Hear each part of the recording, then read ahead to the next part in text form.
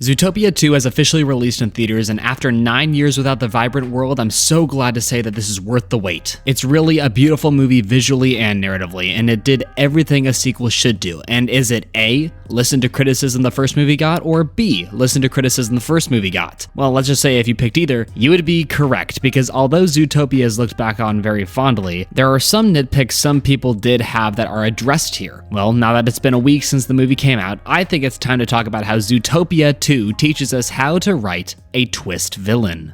Make sure to like, comment, hype, join my Discord server, link in the description, and subscribe because we are so excitingly close to 40k subscribers. Turns out that as I was editing this video, we hit 40,000 subscribers, and I just want to come out and say thank you for helping me get this far. Even 10,000 is crazy to me, and yet we are 4 times past that. I just would like to say as well that we officially beat our subscriber goal for the year, and I couldn't be happier, so thank you for that as well. And here's a special treat that you can watch right up here or in the description. Thank you for 40k, and let's get started to get to 50k by the end of 2026. Although I'm sure a lot of people here are specifically here for the sequel, before we dive in, we need to talk about the original and the one huge reason I'm making this video. In Zootopia 1, a very popular belief is that the twist that Bellwether is actually the main villain is regarded as pretty lazy and detracts from the overall narrative. Some people may be surprised about this, as Zootopia is usually remembered as being a perfect movie, but there is something that Bellwether can teach us that Disney learned in order to help make Zootopia 2 succeed, and that's the impact of planning and execution. Bellwether is not planned to be a twist villain throughout most of the movie, as she doesn't have much screen time and we don't see it coming when it's revealed.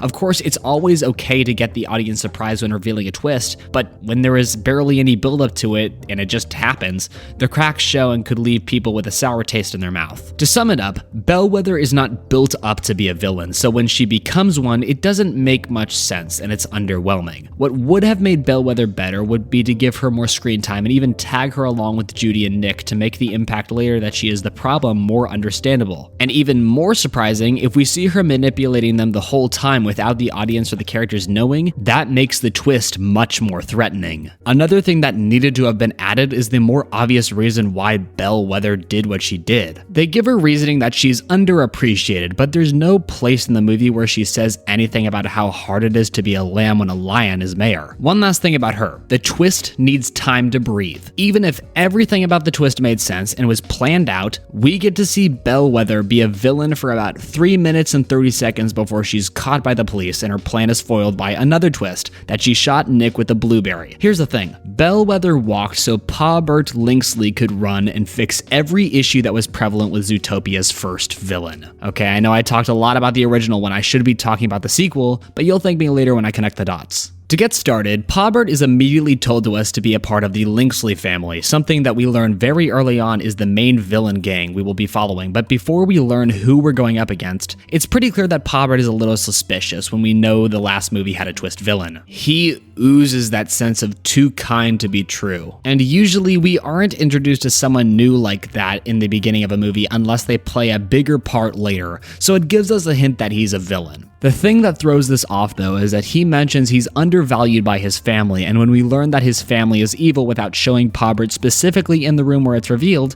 it makes us forget how he acted in the beginning. There is a scene set up at the very beginning of the movie that makes us wonder why he's here, but we actually meet a villain that we know is bad, and that makes us put aside our thoughts that Pa Bert has something to do with this. This is already something in the very beginning that is one step ahead of the original. Moving on to later in the movie, his next appearance comes when we see him directly helping our main characters. We learn that Gary's driver is Pa Bert, which directly shows us him helping out on the good side, defying his family. Not to mention, but we also get a scene of his family reacting to seeing his fur be found at the scene of the crime, oblivious and thinking he's betrayed them. It's the perfect planning for the big moment because we see him do good, directly help out our main characters multiple times, and see the reaction of our main established villains be angry about him going off on his own. At this point in the movie, it's not expected he's going to turn bad, but as I said before, Bellwether didn't make us expect it at all, but when she did, some people were disappointed and confused by it. In Pa Bert's case, obviously after finishing the movie and coming out to watch this video, we know he's the twist villain, but what makes it better than Bellwether? Well, let's just make it simple and say that it makes sense why Pa Bert could have been good but ended up bad.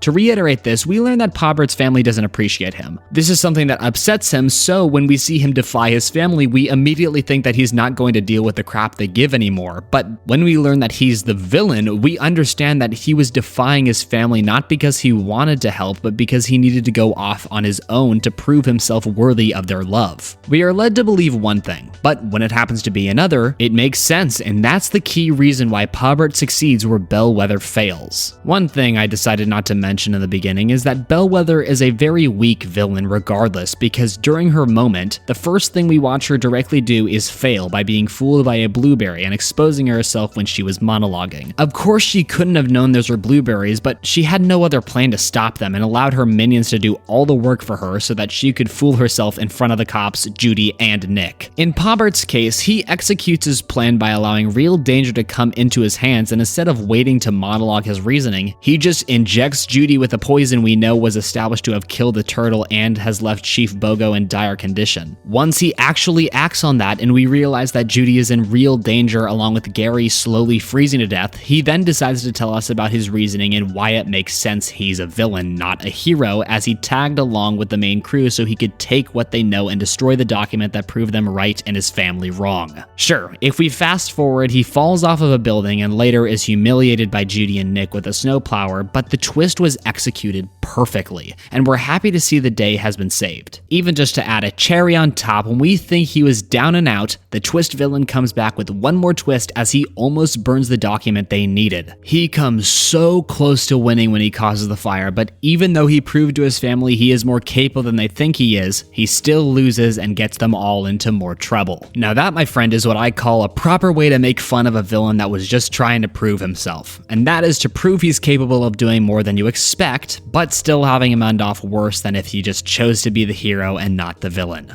Overall, Pobbert is a great twist villain because he has the proper planning and execution that proves he is a strong enough component to be an actual threat, allowing him to thrive where Bellwether was left to die. If I were able to give the writers a little thing that they can do for the next movie, I would recommend maybe not doing a twist villain. Sure, people may be expecting you to one-up your last one, but maybe twist things up and just have a really threatening villain from the start be your, well, villain. I think that Zootopia 2 is a great follow-up to a great first movie, and although I may come across like I dislike the original, that's completely wrong, as I think it's one of Disney's best animated movies, and I even own the movie myself. One last time, thank you so much for 40k subscribers, and once again, here's a small little thank you if you care to watch. Link in the description too. Also, happy late Thanksgiving, and I'm very thankful for all of you. With that said, thank you everybody for watching.